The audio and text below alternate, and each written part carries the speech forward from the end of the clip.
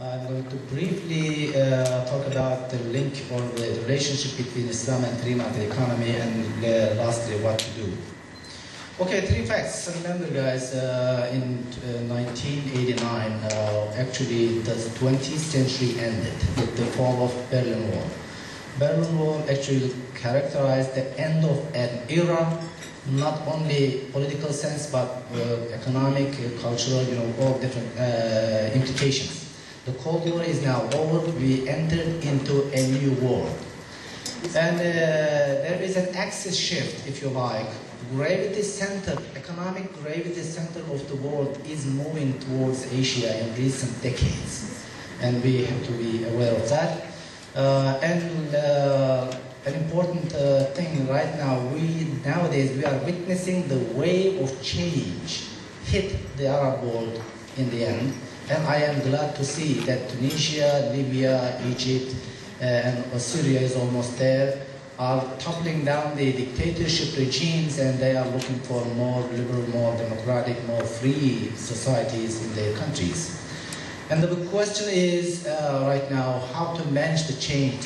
How could we manage a smooth transition from dictatorship to a more liberal, democratic societies? Okay, implications of the falling of the Berlin Wall. Cold War is over. Now a new game has started. We are witnessing the globalization process with this internet, Facebook, Twitter, and global economic integration of the economies. Dictatorships are falling down one by one, and right now we need to develop new ways of doing politics, economics, cultural, legal, and international affairs. On the other hand, we are witnessing in recent years, starting from the early 50s, maybe 60s, right now it is becoming more and more clear that actually the gravity center of the world is moving from Europe, from west to east, from Europe to Asia. EU and US economies are now in big trouble, as you see, after the global economic crisis that hit the world economy in 2008. Right now, they are still struggling.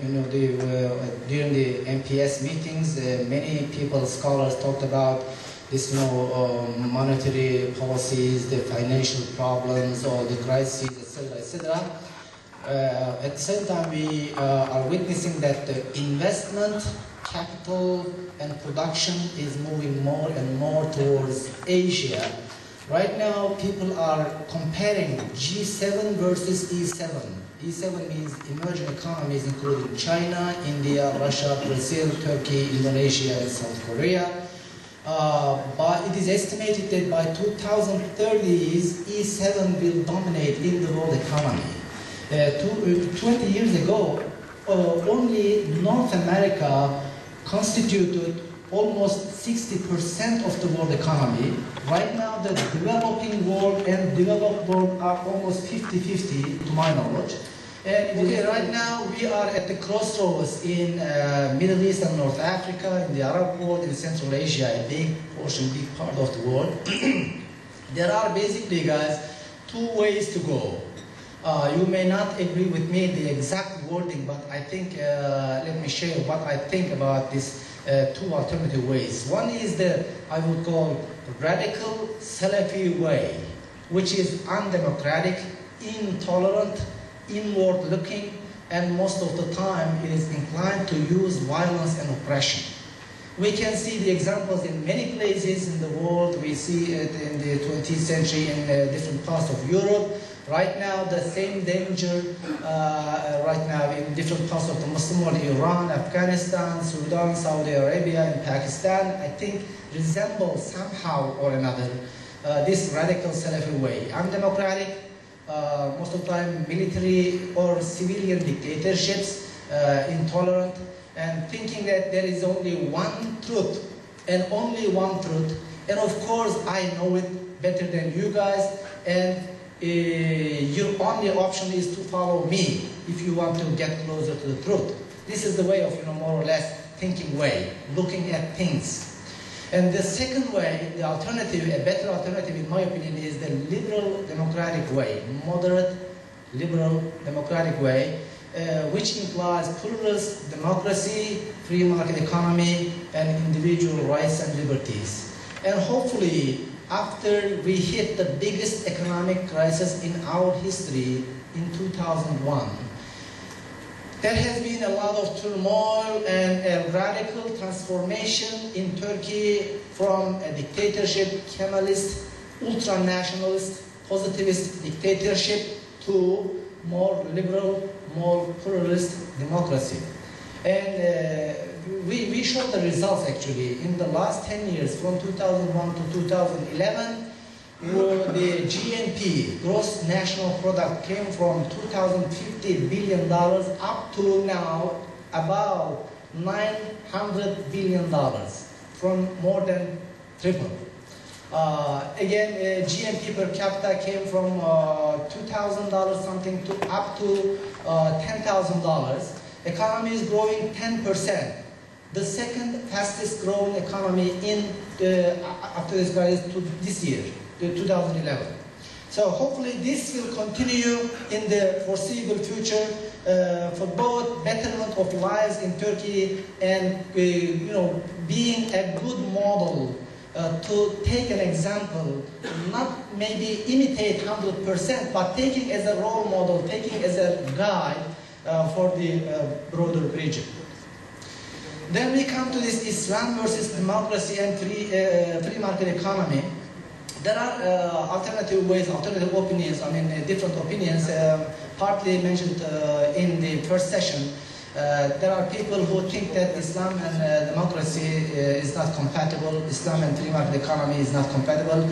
I am not among them. I think there is no inherent contradiction or conflict between Islam and democracy and Islam and free market economy. There are actually very commonalities, common points, and I think these liberal values, democracy, freedom, liberties, are not unique to the Western world. There are common human values, and we can find a lot of references and sources even before the Enlightenment and Reformation period in Western Europe. If you look at the Islamic world between 800 and 1200, almost 400 years, I think it was the superior or dominant civilization, and we can see the different versions of these liberties and values in many ways in the Islamic history. So I am arguing that even further, we can go even further. Liberal democratic values can be traced. Many of the liberal democratic values can be traced back to the original sources of Islam, theoretical and practical. And some people are, as I mentioned by Bijan, Dr. Bijan in his opening, in the first session, there are people who are more into practical, who are more into theoretical work, and everybody, I think, can do something within his domain. Theoretical work, what can we do? We need academic research. Right now, throughout the Muslim world, especially in the Arab world, right now they are looking for alternative ways where to go. Okay, Mubarak is over now. Zain al-Abidin bin Ali is over now. Probably Assad will be over soon, hopefully. And where to go now? Replacing one dictatorship with another, is it the way to go, or getting something different? In that regard, there is a big responsibility on the shoulders of the scholars. Academic work is needed to try to link between all these democratic, liberal values with Islam and Islamic sources. This is important, extremely important for the region. Otherwise, speaking through a foreign language, quoting all the time only the Western scholars, Western philosophers is not enough. We have to explore a domestic language to speak to these people so that they can internalize the idea. Otherwise, they will, just shut the door and say, "Get out, guys! I'm fed of this." So, academic research is must. Philosophical and intellectual discussions are extremely needed. We need books, we need letters, pamphlets, and all that. to develop models which harmonize Islamic principles with liberal democratic values, creating people on the street, and then get them public support so that we can generate public pressure on the political mechanism, decision-making mechanism. So we need to exchange and dissemination of these ideas and take it to the men on the street. We need joint efforts, increase awareness, and promote public pressure groups and lobbies. We need also political parties who will run for the office. If they get the power, then try to institutionalize all these values